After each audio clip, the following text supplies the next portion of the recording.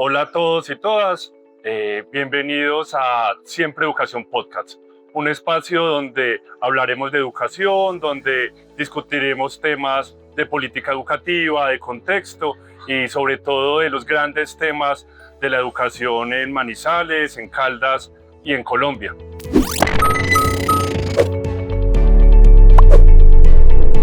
Para nuestro primer episodio tenemos invitado a Camilo Vallejo Giraldo. Camilo, bienvenido, muchas gracias por estar con nosotros. Muchas gracias, Santiago. Yo contento de inaugurar esto. Qué bueno que arranquemos con esto. La idea del primer capítulo es que podamos abordar la importancia de los datos en educación, por qué es importante tomar decisiones informados, por qué es importante que la educación se hable desde lo técnico y no solamente, a veces la educación cae un poco en lo especulativo. Entonces, Camilo Vallejo, que hoy es el director del programa Manizales ¿Cómo vamos?, es nuestro invitado del día de hoy, y hoy vamos a hablar un poquito sobre todo de datos y toma de decisiones informadas. Entonces, comencemos. Camilo, ¿tú estudiaste aquí en Manizales? No. Pues el colegio sí. Sí, todo el colegio. Y ya la universidad la estudié en Bogotá. Cuando tú estabas en el colegio, algo que tú recuerdes que te marcara para llegar al mundo de lo público, cuando tú estabas en el colegio, ¿te preocupaba lo público o tenías otro enfoque a lo que después desarrollaste? No, sí, desde muy chiquito la vocación era, pues más que lo público, lo social, ¿no? Siempre me gustaban las actividades sociales que implicaran trabajar con comunidades, con otros colegios, como con gente. Y por supuesto, yo creo que algo que me marcó mucho, y yo siempre lo he dicho, ¿sabe qué fue? Algo muy sencillo en la formación, y fue el hablar en público. Yo siento que yo estuve en un colegio que hizo mucho énfasis en aprender a hablar en público, y nos obligaba a pararnos al frente de salones que eran numerosos, de estudiantes que eran muchos, y quienes nos gustara hablar en público teníamos la capacidad de hacerlo, ¿no? y aprender y formarnos. Yo siento que he tenido como esa oportunidad y esa vocación.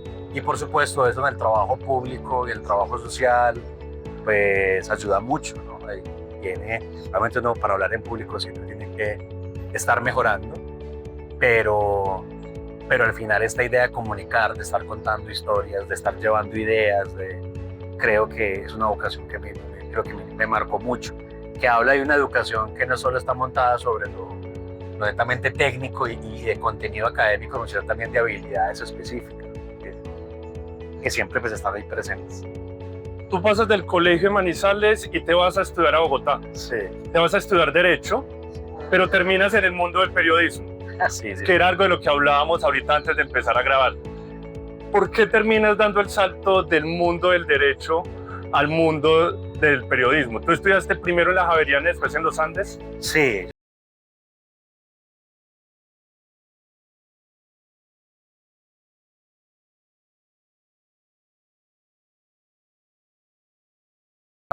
Con la Compañía de Jesús, con los jesuitas, y a mí me gustaba ese trabajo social con ellos, y entonces creo que muy rápidamente me decidí por la Javeriana para seguir como por esa vía.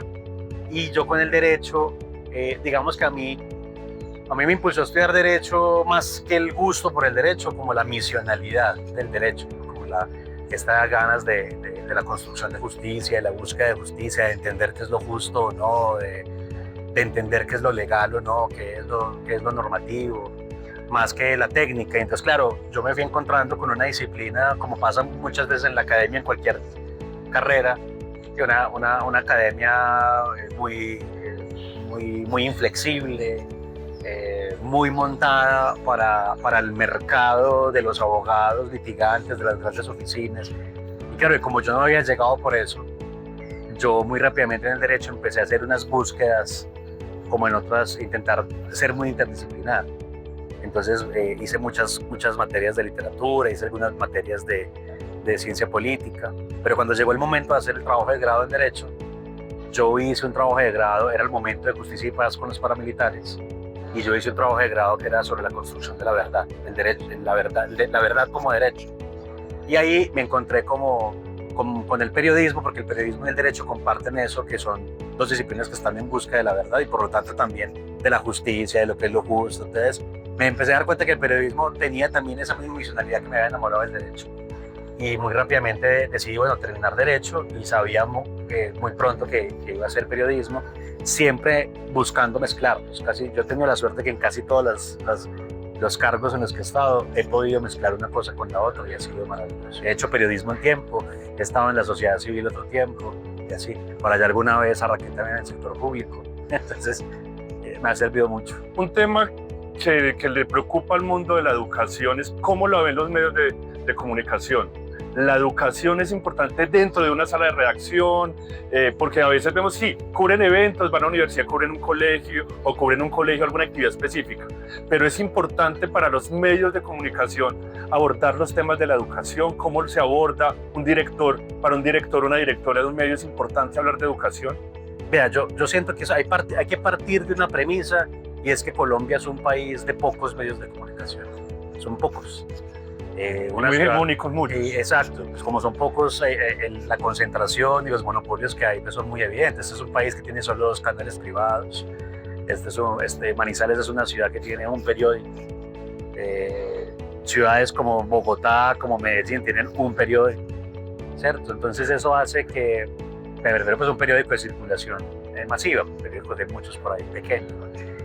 Eso hace que cuando haces esas preguntas y me dicen, pero es que los medios sí les interesa, pero lo primero es que hay que entender que hay muy pocos medios, entonces estamos preguntando, los pocos medios que hay les interesa, ¿cierto? En la agenda informativa que hay tan grande.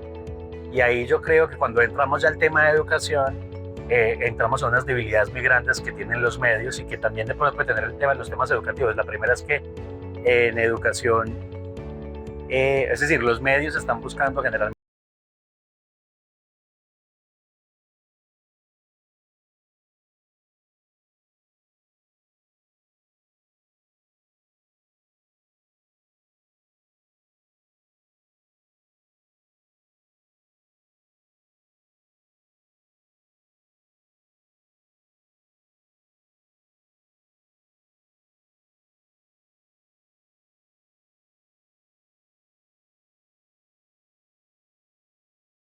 que la educación ven como, creo que hay 2 niveles, como un tema muy especializado. Yo creo que creo que es una debilidad también del sector educativo, de las universidades que se forman en educación, digamos de los académicos que hablan de educación, y es que a veces se ha querido llevar el planteamiento de la educación a niveles muy técnicos, y eso espanta mucho a los medios, porque de entrada implica un conocimiento profundo de cualquier periodista de poder entrarle, de cómo entender las matrículas, cómo entender unos resultados en una prueba a saber, que eso implica unas dinámicas que no siempre son tan atractivas. Entonces creo que hay dos niveles ahí que los medios no resuelven, y también es un tema que se vuelve muy ¿cómo se dice? Eso le pasa a muchos temas en la sociedad, me parece a mí. Pues a mí en el Seres como vamos, que me tocan tantos temas, pero que son temas que se encerraron como en unas ideas base muy, muy fuertes, que son como unos prejuicios, unas ideas muy viejas, muy fuertes, y eso cuesta como entenderlas. Entonces, no, la educación es el futuro de los niños. Pero ese futuro, ¿cuándo? ¿Cómo? Pero entonces todo el mundo lo dice, todos los políticos lo dicen, los periodistas lo dicen, pero ese es el periodismo, lo que necesita es como desmembrar un poquito todo lo que se está diciendo ahí, y hay un poco de interés en hacerlo. Entonces a veces los medios se quedan como en la repetición de la idea clásica, y ideas clásicas que pueden ser ciertas, pero hay unas que no, que ya están revaluadas, que nunca fueron tan ciertas, es como una cosa así. Cuando tú llegas al programa de Manizales ¿Cómo vamos?, tú planteaste una idea y era fomentar las conversaciones desde los datos y cómo podemos darle sentido a la incidencia y a la ciudadanía. Explícanos eso, cómo podemos mezclar los datos, la ciudadanía y la incidencia. Pues a ver, yo lo decía porque es el espíritu mismo del programa desde que nació en Manizales, ¿cierto? Yo soy el tercer director que el programa tiene, esto ya tiene una historia en la ciudad, y creo que la ciudad lo ha aprendido a valorar de esa forma en la que como se plantea eso que dije en su momento. Y es que no hay nada mejor que tener una conversación, incluso una discusión, o sea, el desacuerdo, pero sobre unas bases, ¿cierto? Porque y esas bases suele ser la información. Y dentro de la información están los datos. Y esa información que sea verificada, que sea imparcial, ¿cierto? Como que, sobre esa base podemos incluso ponernos en desacuerdo y tener las discusiones que hay que tener. Y yo creo que ese es el valor siempre de tener datos muy sólidos, porque permite que los acuerdos se encuentren más fácil, porque sabemos hacia dónde vamos, que en qué estamos bien, en qué estamos mal, entonces hay una forma de hacerlo, pero que incluso los debates no se salgan como del ring, que haya una pelea y una discusión muy ajustada a lo que necesita la realidad, ¿cierto? Cuando quitamos esos datos, que es como quitarle el tapete, que es como quitar el ring, pues cualquier idea es válida, ¿cierto? Porque al final en una democracia cualquier idea es válida y todo el mundo tiene su libertad de opinar, pero entonces eso no necesariamente nos va a llevar a una conversación y a un desacuerdo acertado, ¿cierto? Entonces yo creo que lo que siempre estamos buscando en el cómo vamos es que en cualquier tema tengamos los datos como ciudad verificados con un sello de calidad, que estamos diciendo esto es imparcial, esto fue verificado, esto lo trabajamos así, tenemos un comité técnico que lo estuvo revisando, ¿cierto? Y entonces venga ciudad, son los datos, ahora sí pongámonos a conversar cuál es la ruta, cuáles son los desacuerdos. Y yo creo que eso le ha permitido, creo que el cómo vamos le ha permitido a la ciudad tener unas conversaciones muy maduras, y uno lo nota cuando sale a otras ciudades, que las conversaciones todavía están muy montadas sobre el prejuicio, sobre lo que la gente cree, lo que mis papás decían. Yo pienso, yo creo, y mi papá me decía, y a mí me enseñaron los abuelos, y no, pues todo eso es muy importante, pero venga, le pongo un ring, le pongo un tapete para que traigamos todo eso también a la discusión y sea mucho más atractiva, mucho más madura y mucho más, productiva cualquier tipo de conversación, sea para el acuerdo o el desacuerdo. Aquí hay una dupla muy interesante, y es datos y evidencias, porque no todas las evidencias son datos. Y parte de lo que hace el programa Manizales Cómo Vamos y los otros Cómo Vamos a nivel nacional es ayudar a tomar decisiones informadas, a veces acompañar construcción de políticas públicas y darles esa base de datos y de evidencias. Profundicemos un poquito en eso. Claro. ¿Cuál es el papel de los datos y la evidencia en la construcción de la política pública? Y por ejemplo, en una ciudad como Manizales, que tanto se habla de educación, pero no tiene política pública educativa, ¿cómo entra eso a jugar en este escenario? Sí, digamos que lo que caracteriza a los Cómo Vamos en todo el país, y entre ellos Manizales Cómo Vamos, es que nosotros no somos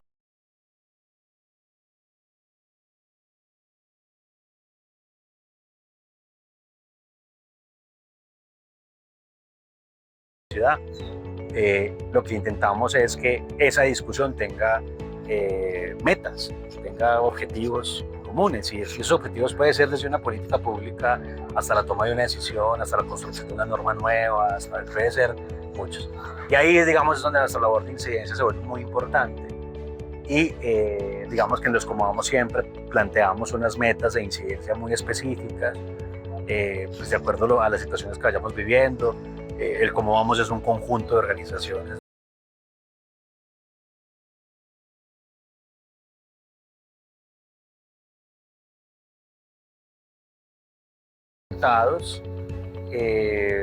pues se den, ¿cierto? Y en la convicción profunda de que esa incidencia se hace en red, se hace en equipo.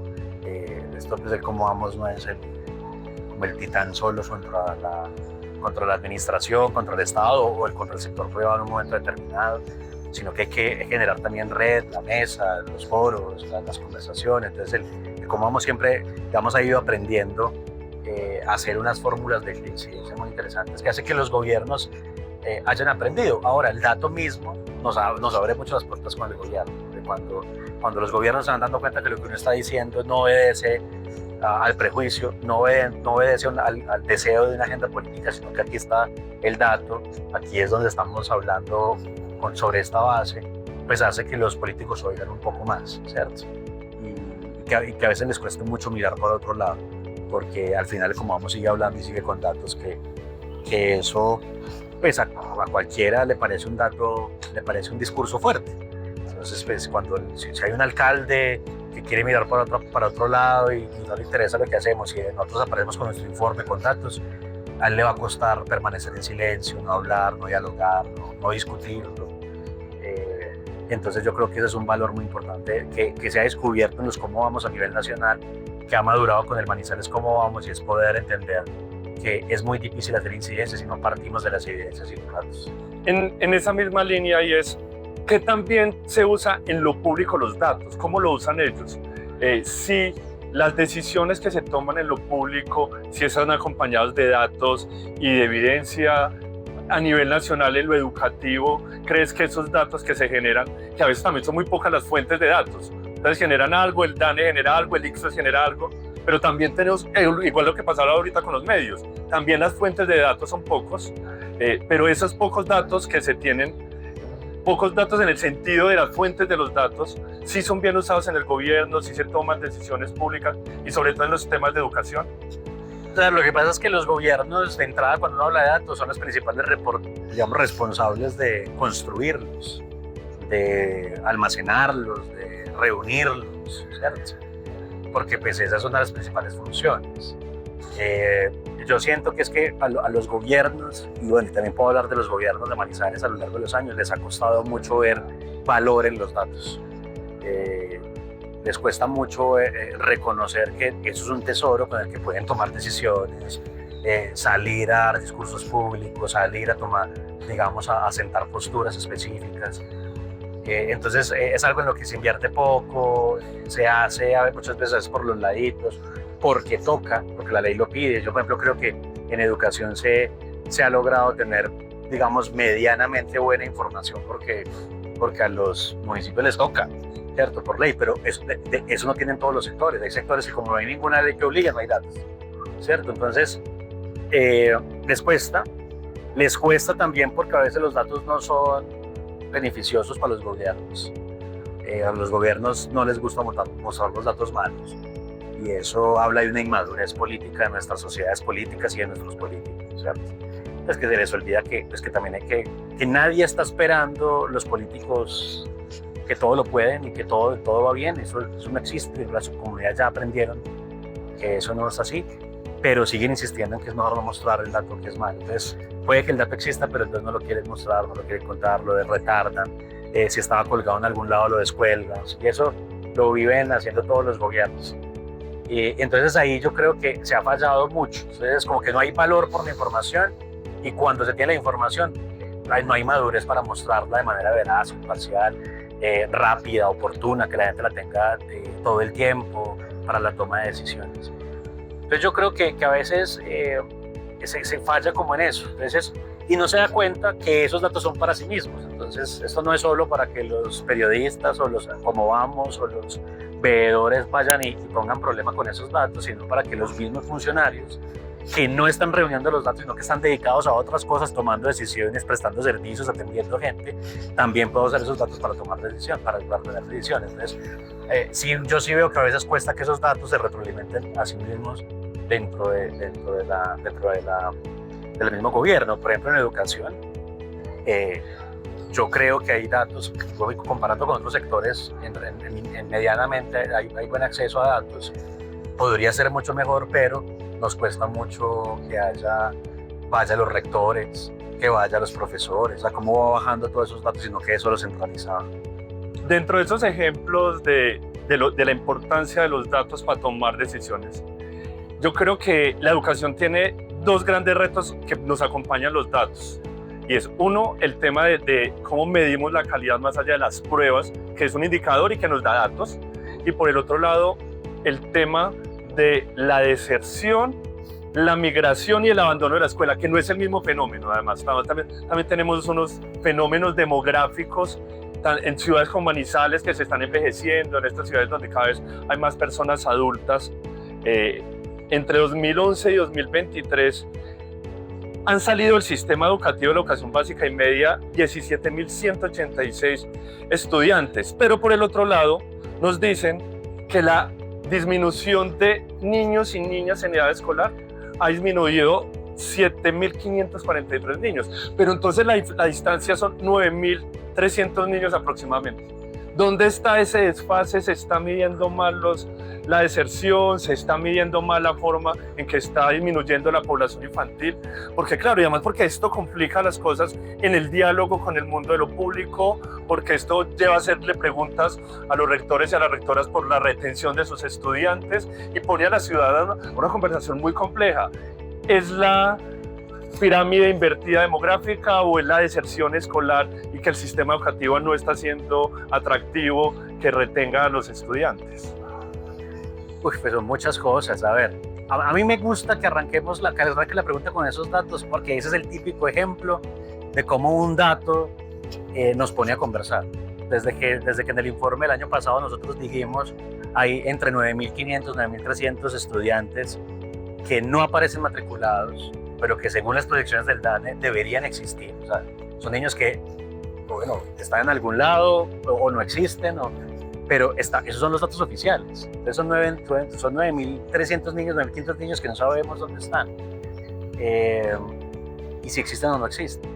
Y ahí se armó una discusión muy interesante. Hoy en día la ciudad está hablando de esa discusión. Y es una discusión en varios niveles. El primer nivel fue la discusión demográfica. Y entonces se activó la conversación, que no es una conversación nueva, pero que creo que para Manizales sí fue volver a poner el foco en la educación. Y es si definitivamente esas proyecciones del DANE, que nos dicen que hoy debería haber tantos niños en edad escolar, está bien, Norma, o bien o no. Entonces, bueno, entonces ahí entraron los demógrafos, los economistas, los expertos en eso y decir, bueno, eso está bien o no. Y hay unos que dicen, eso está mal proyectado, y otros que dicen, eso no debería estar tan mal proyectado, eso tiene unos errores, pero no puede ser de 9.000, ¿cierto? Como que es muy grande la cifra. Es muy grande la cifra para decir que es novedad. Hay otros que dicen, y en el cómo vamos, hemos participado en la discusión diciendo, bueno, ahí está la discusión, entonces lo primero que hay que activar es cómo vamos a hacer para saber si los niños existen o no y por qué no están en el colegio, ¿cierto? Entonces nos va a tocar empezar a buscar datos que no sean la proyección del daño. Entonces le hemos dicho a la Secretaría de Educación, bueno, ¿cómo vamos a hacer para los niños? Le hemos dicho a la academia, oiga, vengan profes que trabajan en estos temas de demografía, de censos, venga, ¿cómo vamos a hacer para contar si están esos niños o no? Ese es el típico caso. Y ahí hay una discusión que es el primer nivel. Pero en el segundo nivel, porque esa es la de los técnicos y los demógrafos, digamos, el segundo nivel es de verdad pensar por qué esas matrículas vienen disminuyendo en la ciudad y si es tan cierto que solo porque hay menos niños.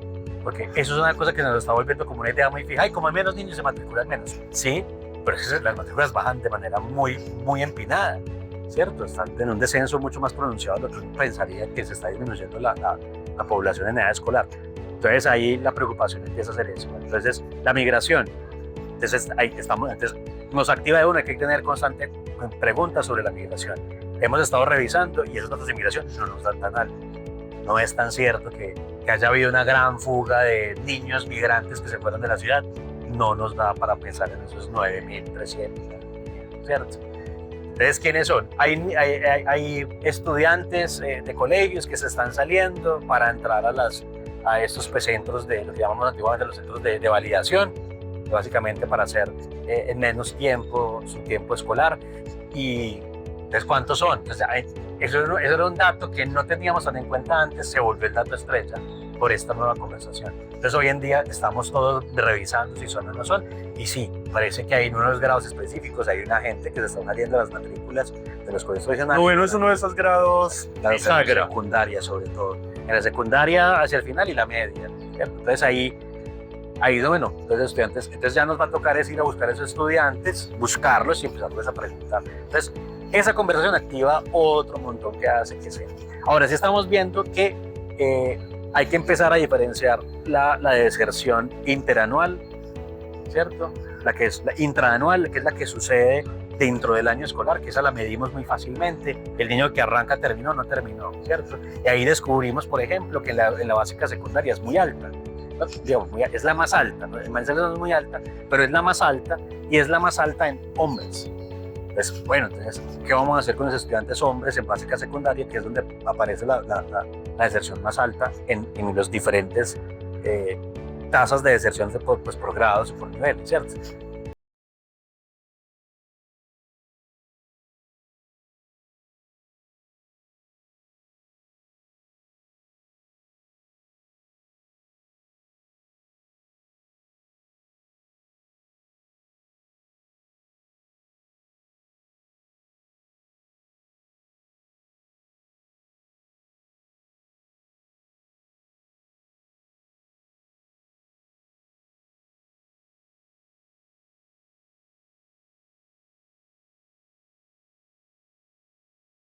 de las actividades extracurriculares que se estén Estrategias de retención, las estrategias de retención, por supuesto el PAE sigue siendo algo trascendental. transporte escolar. El transporte escolar, sí, esas cosas siguen siendo trascendentales. Y cuando uno cruza con la encuesta de percepción ciudadana que acabamos de sacar, pues justamente el PAE y el transporte siguen siendo lo que genera mayor insatisfacción en la gente. Si nosotros tenemos una satisfacción muy alta en el transporte y en el PAE, pues vamos a tener seguramente un caldo de cultivo muy potente para que los estudiantes dejen de ir.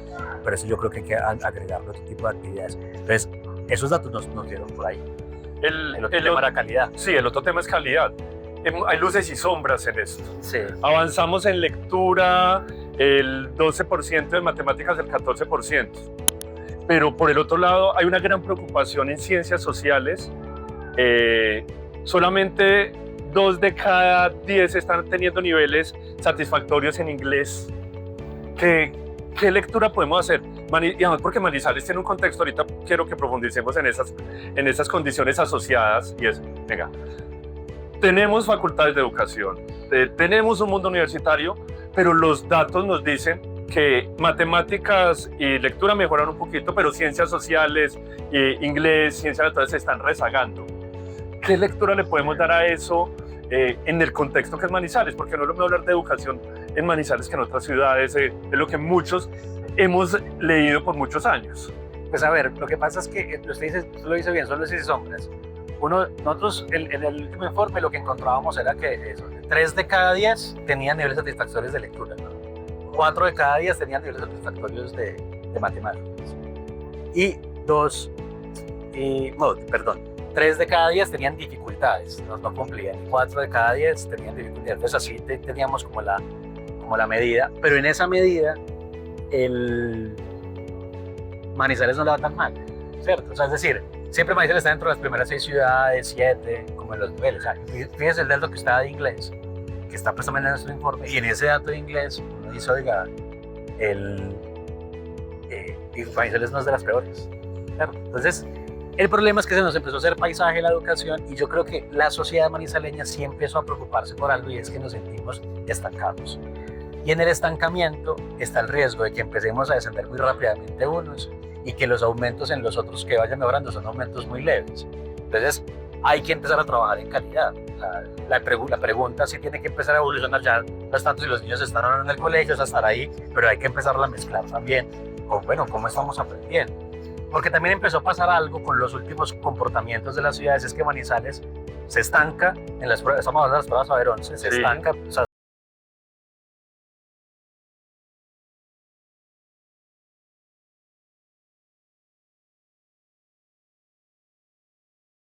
Lo que miramos. exacto. Entonces Manizales empieza a descender, ya no es el sexto, ya no es el séptimo, sino que empieza a bajar, ya puede estar llegando para el décimo lugar, y la pregunta es, bueno, esas ciudades pudieron, nosotros no. Es que lo que pensás, nosotros siempre, o sea, los Manizales en la calidad de vida lo que quiere es estar siempre entre las primeras y ser la primera. Pero entonces en educación no hemos podido, entonces ¿qué es lo que nos está costando tanto? Y ahí yo creo que vienen varias cosas. La primera es que hay que poner la calidad dentro de la discusión central de la educación. Así como los medios de comunicación hablan del PAE porque está el contrato y que si llegó el corrupto y no llegó el corrupto, los medios de comunicación deberían estar hablando todo cuando sale las pruebas a ver, tener un despliegue importante, hacer las preguntas correctas a los diferentes niveles, al gobierno, a los rectores, a los profesores, a los estudiantes, y empezar a identificar qué es lo que está pasando. Y por supuesto la medición, o sea, lo que nos está pasando con la medición es que, claro, el gobierno nacional renunció a las pruebas a ver antes de 11, entonces solo nos quedamos con las pruebas de 11. Claro, hace unos años, esto es importante, sí. Hace unos años teníamos mediciones en tercero, quinto y noveno. Así es. Entonces, claro, cuando los decisores, los rectores, los consejos académicos de los colegios, así estamos en tercero, aquí estamos en quinto, así estamos en noveno, tenemos información para tomar decisiones. Hoy la información nos la dan en 11 y no tenemos información del proceso. Otra cosa que es eso, y es cómo podemos tener otros datos que no vengan solamente del ICFES, unas mediciones propias, la ciudad, sí, los colegios. Es una discusión que es muy interesante, que tampoco se da, pero que vale la pena. No podemos depender solamente del ICFES para esos datos. Exacto, entonces como se arma esa discusión, lo que se le ha dicho al gobierno nacional es, si usted deja la prueba de calidad en 11, pues tenemos un problema porque vamos a darnos cuenta que la gente no aprendió cuando ya no tiene oportunidad de aprender, pues porque ya para qué. está midiendo algo cuando ya no hay nada para hacer. Si el estudiante ya no sabe leer, pues ya no supo leer. O sea, la universidad no está para enseñarle a leer. Y lo que va a empezar a tener es dificultades de ahí para arriba, porque si usted llega a la universidad con problemas para leer, pues su desempeño en la universidad no va a ser bueno. Y si usted sale con problemas para leer en la universidad, pues su desempeño profesional no va a ser bueno. Lo que hemos aprendido en educación, pues una cosa siempre tiene un efecto en la otra. Entonces la discusión es, hay que empezar a poder medirnos, saber cómo hacemos para saber antes, cuando todavía estemos a tiempo, ¿cierto? Antes de 11, cuando ya el niño todavía podamos hacerle algunas mejoras en sus habilidades de aprendizaje, en las pedagogías, para los profes, en fin. Entonces, si el ICFES no puede, si el gobierno dice la decisión es esta, entonces las estrategias que hemos empezado a discutir con los gobiernos y especialmente con el de Manizales, venga, entonces empezamos a construir nuestras propias pruebas. ¿Hay con qué? Hay recursos. Si esta es una ciudad que cada vez tiene menos niños, también el correlato es que cada vez tenemos más recursos para menos niños. O sea, a lo mejor esos recursos deberíamos empezarlos a enfocar en cosas nuevas, como en empezar a tener nuestras propias pruebas, nuestros propios programas, nuestros propios planes de mejora cuando las mediciones no nos dan bien. Entonces, es un hecho. Yo creo que hay que empezar a medirnos mucho antes de 11 y si toca hacerlo con apuestas propias, locales, municipales, que además hay estándares internacionales para hacerlo, o sea, hay métodos internacionales para hacer una buena medición, no es la que se nos ocurra, sino que incluso podemos emular muchas de ellas, pues podríamos tener detectar a tiempo cuando el estudiante no está aprendiendo y que esos 3 estudiantes que tienen dificultades para leer, pues al final hayan tenido una oportunidad en tercero o en quinto de haberlo mejorado y que no sean 11 cuando nos dimos cuenta que no sean, esos 3 ya no sabían leer, o esos 5, esos 4 en matemáticas, si tienen dificultades, 4 de cada 10 tenían problemas, pues pudimos haberlos desarrollado un plan de mejora años antes y ya no en 11 cuando. Una de esas luces que uno dice, aquí hay un punto positivo en educar, porque tampoco puedo decir que todo es malo, y es el aporte que hace el programa Aprendamos Todos a Leer, que se desarrolla liderado por la Fundación Luker con la Alcaldía de Manizales, y esto está logrando que el 80% de los niños en quinto de primaria tengan lectura fluida. Otra cosa es la comprensión, pero ya están leyendo fluidamente el 80% de los niños y las niñas. Y también está llevando a capacitar profesores y profesoras en los centros educativos, que eso va a crecer mucho más en los siguientes años. Entonces, también vale la pena decir...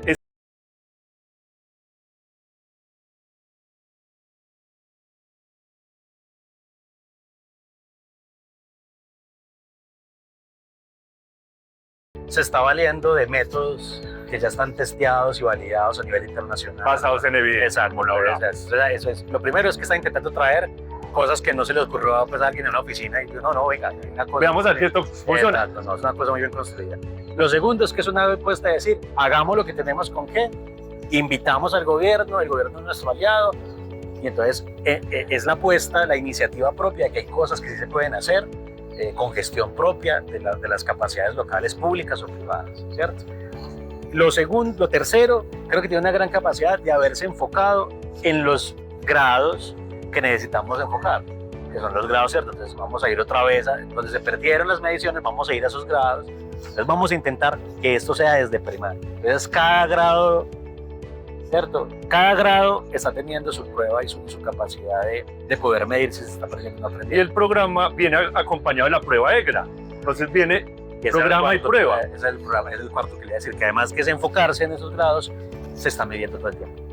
Entonces, estamos aplicando un método de enseñanza, pero todo el tiempo lo estamos midiendo para poder hacer correcciones a tiempo en todos los grados antes de 11 que podemos estar tomando ese tipo de decisiones, ¿cierto? Entonces, creo que si uno Aprendamos Todos a Leer para todos los grados, que es lo que nos soñaríamos, para todos los colegios, creo que funciona. Bueno, yo diría una quinta, estandariza. Entonces estandariza la medición, entonces estamos todos conversando sobre lo mismo. Intentemos estandarizar, que no haya pruebas sueltas por todo lado, que el que se le ocurra, que intentemos que todos hagamos la misma para poder tener comparabilidad, para poder tener decisiones más inteligentes. En esta educación un tema fundamental en política pública es el presupuesto. Claro, muchos cuando estamos en campaña, los políticos siempre hablan de las prioridades, pero en el momento de gobernar, pues las prioridades cambian. Y el gran ejemplo es que si la prioridad es coherente con el resultado es el presupuesto. Pero en educación los presupuestos son muy altos. En Manizales son presupuesto en educación 213.000 millones de pesos. para el año 2023, que es el dato reciente que tenemos, y eso es el 25.7 del presupuesto. Es un presupuesto muy robusto, pero muchas veces, pero entonces sale, claro, es súper robusto, sabiendo también, haciendo una claridad, es que en funcionamiento sea gran parte, pero sigue siendo muy grande. Pero siempre sale, hay problemas de infraestructura, la calidad lo hemos conversado, no avanza, no hay retención. ¿Qué pasa entre ese presupuesto grande que se ve, pero también con las problemáticas estructurales que poco avanzan? Yo lo adelantaba, yo creo que hay una oportunidad muy grande cuando usted tiene un descenso demográfico, que cosas que hay que empezar a verlas como una oportunidad, es pensar el descenso demográfico, pensarlo como la oportunidad que yo puedo invertir más recursos por niño. Entonces no hay que asustar, que haya menos niños no debería generar pánico. Eso no, antes de una mirar cuáles son las secciones más interesantes, porque tenemos menos niños para poder tener productos y tener pedagogías más robustas, y en eso la inversión pública va a ser muy importante. Lo que pasa es que hay que empezar a tomar las decisiones, como que los gobiernos que les gustaba mucho la infraestructura, porque es la forma de cortar la cinta, de inaugurar, y la foto, y eso gusta mucho a los políticos. Pues esa infraestructura es importante, seguirá siendo importante siempre, pero quizás ya no es lo primero en la agenda, porque esa infraestructura va a empezar a quedar vacía. Colegios muy grandes con pocos estudiantes, eso no tiene mucho sentido. Y hay que empezar a reenfocar el gasto quizás en estas estrategias de calidad, de inversión, antes de 11, lo que estábamos viendo, las estrategias de acogida y permanencia, las estrategias de lograr que los estudiantes permanezcan en el colegio y quieran inscribirse el año siguiente, matricularse el año siguiente. Y ahí yo creo que esa es la discusión presupuestal que hay que dar. Y aquí hay una discusión para analizar sobre la mesa, y es que pues a menos niños vamos a recibir menores transferencias por eso. Sí, porque aquí también para los que nos están acompañando es tener claro, el Sistema General de Participación, que es de donde viene la plata a los colegios públicos, el dinero viene por el número de estudiantes matriculados. Exacto. Y entonces si seguimos en esa despreocupación de que las matrículas van bajando porque los niños no existen, no, venga, busquemos como dicen los niños, porque a lo mejor cada niño que desciende pues es un rubro que el departamento, que la ciudad va perdiendo, que son recursos que vienen del gobierno nacional para que pueda operar la educación en las regiones. Entonces yo creo que esa discusión presupuestal sí hay que darle también un giro, pero el giro es con esto mismo, con la calidad y con la permanencia en los colegios, y hacia allá tiene que empezarse a dirigir. En la encuesta de percepción ciudadana que publicamos, 2024, que publicamos este año, le preguntábamos a la gente qué era lo que más le preocupaba de la educación, qué tenía mayor satisfacción o menor satisfacción. Bueno, lo de menor satisfacción siempre es el pago y el transporte, pero seguía, por ejemplo, el material pedagógico que usaban los profes.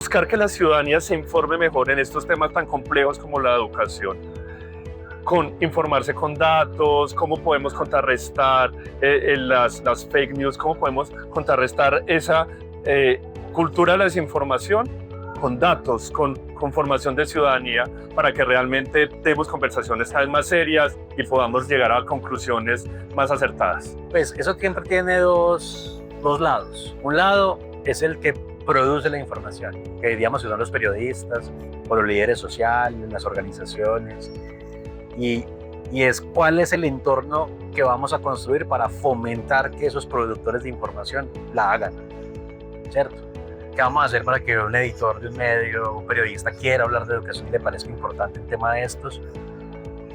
Y eso hay estrategias, ¿no? Los incentivos, las convocatorias, los premios, porque eso va acercando a que esos periodistas quieran hablar, pero eso también implica conformación, porque trabajar con datos pues no es cualquier cosa, el periodismo de datos en Colombia es relativamente nuevo, eh, y sobre todo se ha centrado en unos temas muy específicos, quizás en los temas de educación el periodismo de datos no ha llegado de gran manera, quizás los datos estamos haciendo más de la sociedad.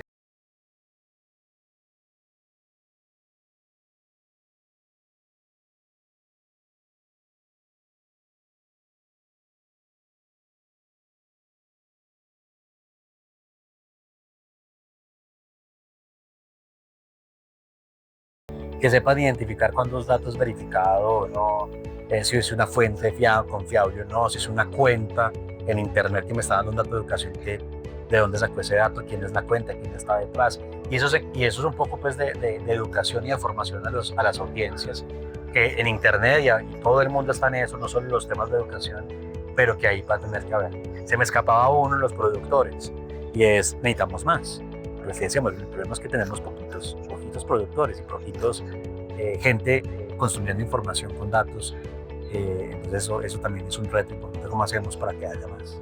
Cuando nosotros nos pensamos siempre educación, una de las razones es esa. Necesitamos más fuentes hablando de educación. Y no puede ser solamente la información de los técnicos, sino que tiene que ser información de la comunidad en general. Por eso también es importante que más personas hablemos de educación en otros lenguajes. Muchas veces lo que tú hablabas ahora, la educación a veces caemos en las discusiones pedagógicas, didácticas, muy técnicas, que alejan a la ciudadanía, a los medios de comunicación. Entonces, por eso es importante que